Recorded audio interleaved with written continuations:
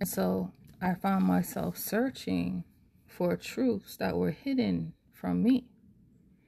And the only way that I could come into alignment with the truth of my soul and my identity, I had to go through these hardships to awaken in me what was dormant.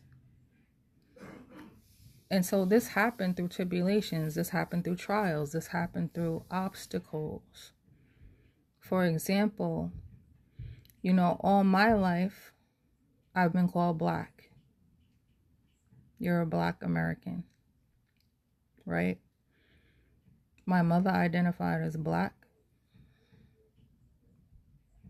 And because of the way she looked, people would assume she wasn't a Black American. She was something else. A lot of Latino people would walk up to her and just start speaking Spanish, and she'd be like, no, I'm Black. I'm just Black, okay? Just like me, I've had Black Americans and Africans come up to me and ask me, like, what are you? And it's like, I'm a Black American. That's what I was taught I was. And so on all the paperwork that you fill out for jobs, for schools, for medical care or whatever, you're checking off that box. Black American, Black American, Black American. But somewhere deep down in your soul, it doesn't make any sense. Right? And this didn't really become quite clear to me until I left America. When I left America and went to West Africa, I was thinking when I got to Africa, it would feel like home. I would find my people or whatever, but nothing there felt like home. And what I found was I was surrounded by people that had very toxic views about who I am as a person, because I was being considered as a Black American, and all the stereotypical views that they held in their minds about Black Americans were applied to me. And because there was a lot of poverty, people began to see me as an opportunity to advance themselves, see me as an opportunity for a come up, see me as an opportunity to be taken advantage of, see me as an opportunity to rob, to steal, to conquer, to destroy even. Yeah. That's how they saw me. And so I said, now not all, but too many of them. Okay? So when I was dealing with being targeted by West Africans, I was like, there's no way these are my people. There ain't no way. What is going on? And I was targeted by multiple groups of West Africans doing their little spiritual work on me behind the scenes. And sometimes in my face, they would blatantly say they're going to do this or that. So when I went through all these spiritual attacks in West Africa, some of them done by my ex's family, they were attacking me, attacking my children, wishing all manner of bad, negative things to happen to me and my children, because I would not agree with their culture and with their belief system. Like, for example, they wanted him to have a second wife because they didn't feel like I should be the only wife. So after 13 years of marriage, they're saying, oh, he's going to get a second wife. We're going to have him do this, do that. And it's like, when it didn't work out the way they wanted it to, right? They start doing their little spiritual work on the relationship, on the marriage. And it's not because they care about him. It's because they want access to what he earns in America. So they need a connection to drain his finances. Whether that be a wife, their daughter, right? Or it's even better if he has a child and the child is over there. So he can say, send me money, send me money, send me money, send me money. so I can be more comfortable. So that was an issue. Then the other issue is people really, really, really will try to destroy you if you have something they don't have over there. That crab in a bucket mentality is very prevalent in the area that I was in West Africa. They destroy each other. So what you think they're going to do to a foreigner? So I started having all these spiritual attacks. And sometimes there was no help. Like there was no physical person I could turn to for help. There was no church. Listen, the church was so strange to me there. As soon as I would sit outside of the church, I knew I couldn't go in. I would stop right there.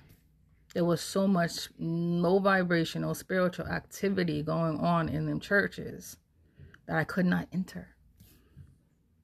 And so there was no going to a church. You see what I'm saying? So I had to go within. And I had this encounter, right, with my ancestors. To make a long story short, I was living in a compound, and the people had decided to take all the children out the compound and send them to the village. So it would just be me and my children in the compound and them. And this is people that are related to my children. This is bloodline. And so they started doing some spiritual work. I could feel this. I could feel the intensity of it, but there was nowhere to go. Something happened, like a series of events occurred where I was trapped. My car was at the mechanic, so I couldn't leave. My money got tied up in America, so I didn't have money to just do whatever I wanted to do. My husband was confused about what was true and what was not true because they were telling him a bunch of lies.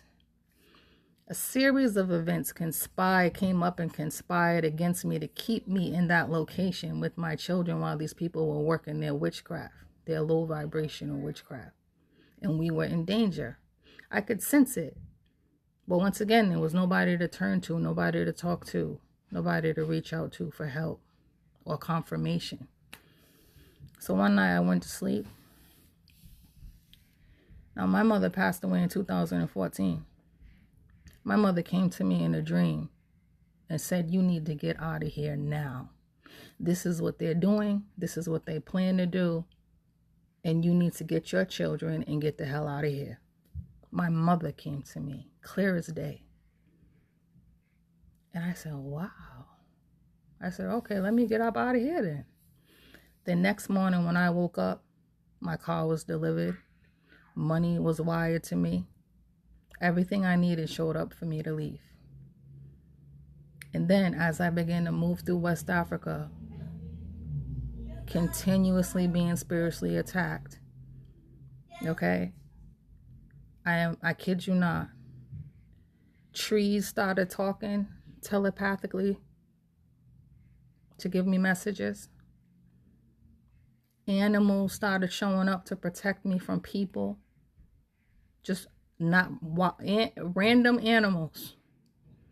Okay? And even strangers, West African strangers, would show up out of no damn where and stand between me and the opposition that meant me and my children harm. And I'm like, wow, I didn't know trees could talk. I didn't know animals would protect me like that. And when I got physically ill, the herbs that I needed were either growing where I lived or right across the street or in the neighborhood somewhere, and those plants would heal me. So I felt like the earth was stabilizing me, protecting me, standing up for me. And I was thinking to myself, wow, this is some real Native American stuff, because that's the only term that I had at the time to name it. So when I came back to America, I started asking the elders in my family about our lineage.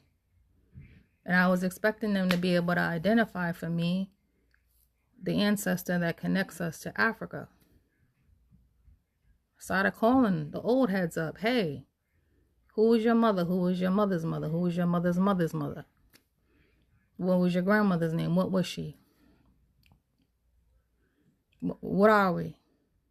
Because I'm not African. I know that for sure. I know it from a soul level. And so everyone told me the same thing. The ancestors were Indians. If you take a DNA test, it should tell you you're Indian. Your great-grandmother, your great-great-grandmother, your ancestors were Indians. And I'm like, wow, like, I know my mother told me that. Like, she specifically told me that her grandmother was Blackfoot. But I couldn't get any more information about it, and society just kept calling me black, black, black, black, black. So I went with it. But I know at a soul level that I'm connected to American soil. And I know at a soul level that my ancestors protect me. I know it at a soul level. And not only do I know it at a soul level, I've experienced that protection firsthand. Because before I left America, something told me, connect with your ancestors before you leave and bring them with you.